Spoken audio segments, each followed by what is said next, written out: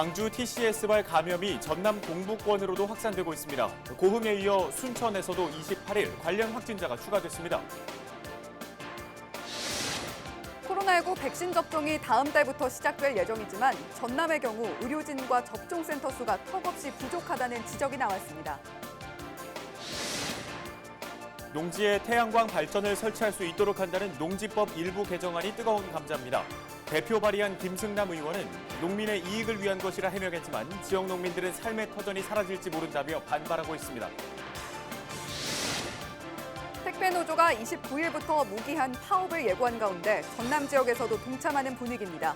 전국 택배노조 호남지부에서는 조합원 350여 명이 참여할 것으로 보입니다.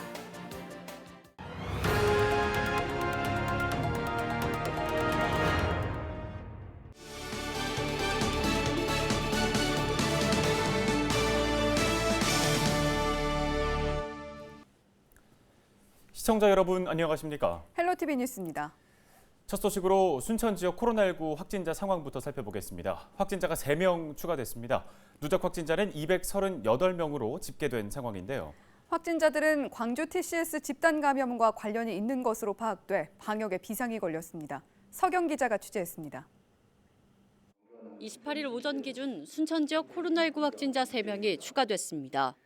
순천 236번과 237번 확진자는 엄마와 유치원생 자녀로 자녀가 다니는 유치원 원생과 교사 등 450명을 상대로 한 이동 검체를 마친 상태입니다. 이들은 현재 감염원이 불분명한 상황입니다. 가족 중에 또 다른 자녀가 광주 TCS에 다녀간 사실은 있지만 코로나19 검사 결과 음성 판정이 나온 것으로 알려졌습니다. 순천 238번 확진자는 40대 여성으로 파악됐습니다. 자녀 1명이 광주 TCS에서 코로나19 양성 판정을 받은 것으로 확인됐으며 238번 확진자 역시 방문한 사실이 있어 정밀 조사가 진행되고 있습니다. 238번 확진자는 광주 TCS 확진자의 가족으로 지난 1월 17일 광주 TCS를 방문하여 감염된 것으로 추정을 하고 있습니다. 역학조사에 필요한 동선은 파악되는 대로 시민 여러분들께 재난 안전 문자와 홈페이지를 통해 신속히 알려드리도록 하겠습니다. 순천시는 광주 TCS 관계자와 비인가 교육시설 3곳 관계자 161명에 대한 전수조사를 마쳤다고 밝혔습니다. 더 이상의 확진자가 발생하지 않도록 선제적인 검사를 진행한 상태입니다. 전국 모든 지역에서 산발적인 집단 감염이 지속되고 있고 타 지역 방문으로 인한 감염 사례가 끊이지 않고 있는 만큼 시민 여러분께서는 최대한 타 지역 방문을 자제해 주실 것을 당부를 드립니다. 올 들어 47명의 코로나19 확진자가 발생했지만 N차 감염은 나타나지 않고 있는 순천. 광주발 집단 감염 여파가 전남 지역 곳곳으로 번지는 가운데 철저한 방역 수칙 준수가 절실한 때입니다. 헬로티비 뉴스 서경입니다. 네, 오는 2월부터 코로나19 백신 접종이 시작될 것으로 알려진 가운데 전남 지역은 접종에 필요한 의료 인력 확충과 도시 지역 접종센터 추가 확보가 필요하다는 지적이 나왔습니다.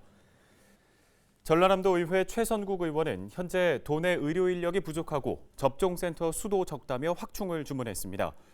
현재 전라남도는 2월부터 보건소 등 의료기관 238곳과 위탁의료기관 572곳, 접종센터 23곳 등을 통해 코로나19 백신 접종을 시작할 것으로 알려졌습니다.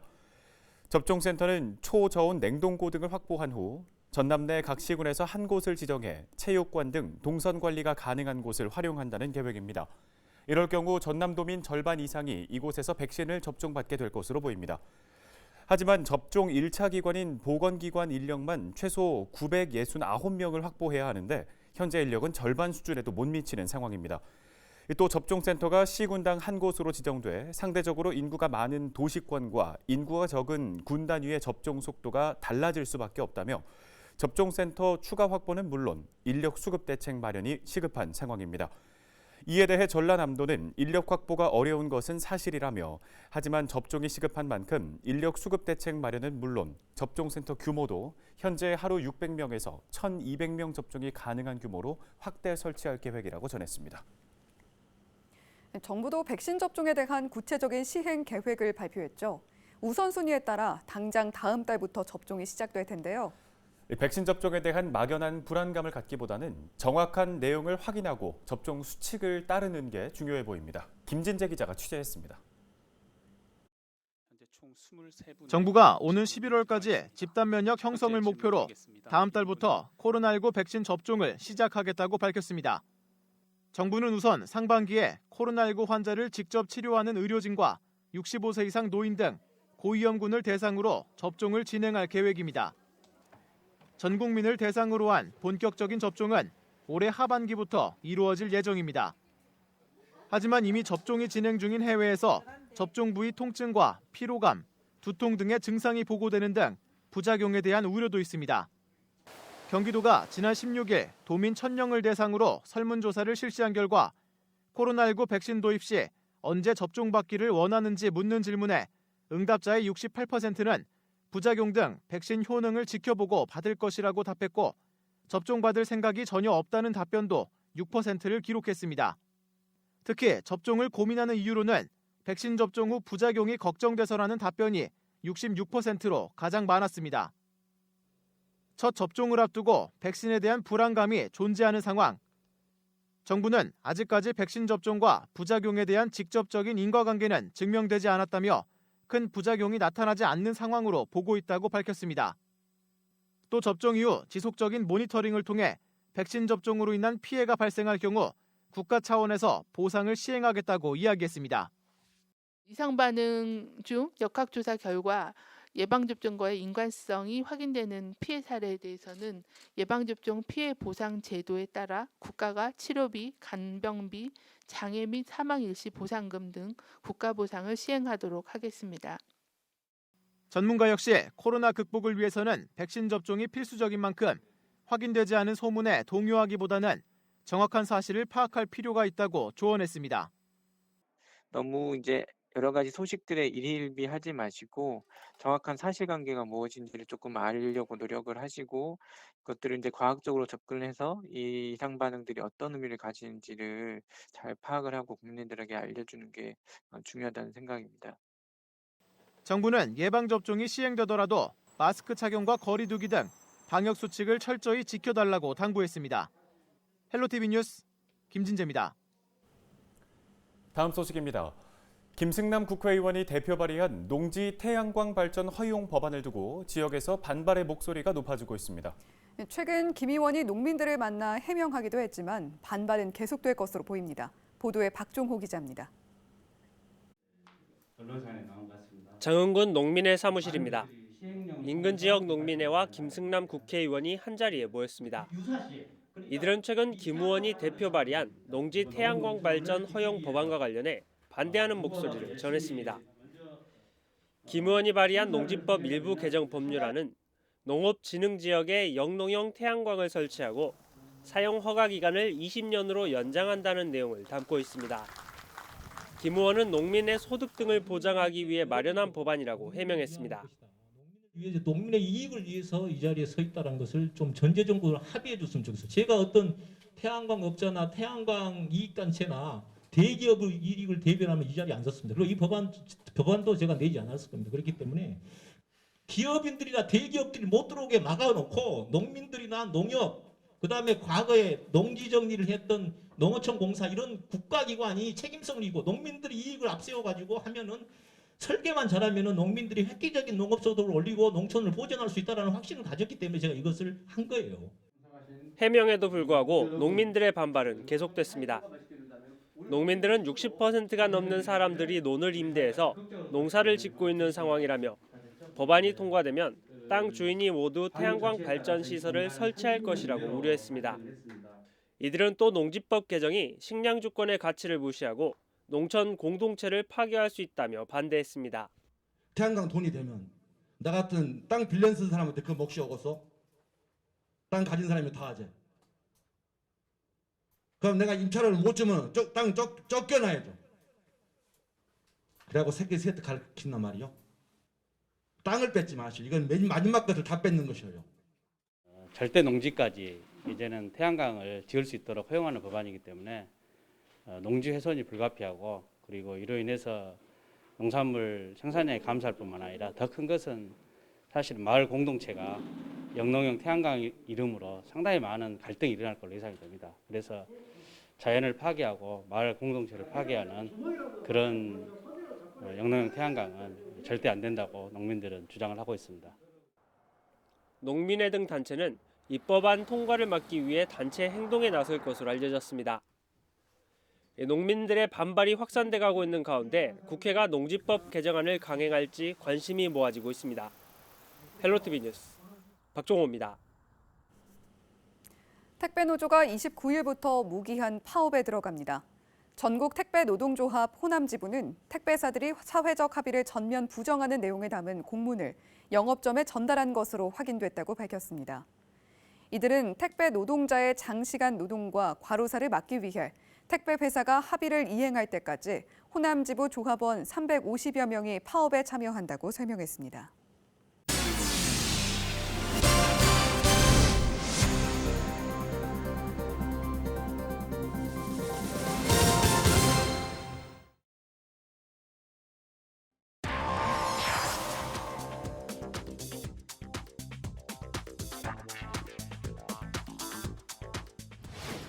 얼마 전 이루어졌던 택배노사의 극적 합의가 무산됐습니다. 택배노조는 결국 총파업에 나서기로 했는데요. 설 연휴를 앞두고 택배 대란이 우려되는 상황이죠. 그런데 기사들은 왜 결국 파업을 결정한 걸까? 그간의 사정을 살펴봤습니다. 지난해 초 예상치 못했던 코로나19 사태로 택배 배송이 급증했죠. 작년 한 해 동안 배송된 택배 상자는 33억 개, 1년 새 20% 가까이 늘었습니다. 이렇게 택배 양은 늘었는데 택배 기사의 수는 늘지 않다 보니 장시간 노동이 불가피했던 겁니다. 그러다 보니 일부 택배 기사들이 쓰러져 숨지는 사례가 잇따랐습니다. 이 택배 기사의 과로사, 우리 사회에 큰 충격을 줬죠. 그렇다면 업무 강도가 어느 정도길래 그럴까요? 한 택배 기사가 남긴 문자 메시지입니다. 배송 완료하고 갑니다. 이 문자가 찍힌 시간에 주목해 주시죠. 새벽 6시 1분입니다. 이 택배 기사는 배송 도중 쓰러져 아직까지 의식을 되찾지 못하고 있습니다. 또 다른 택배 기사가 회사 동료에게 남긴 문자 메시지입니다. 한숨도 못 자고 일에 치인다며 남긴 가슴 아픈 말. 저 너무 힘들어요.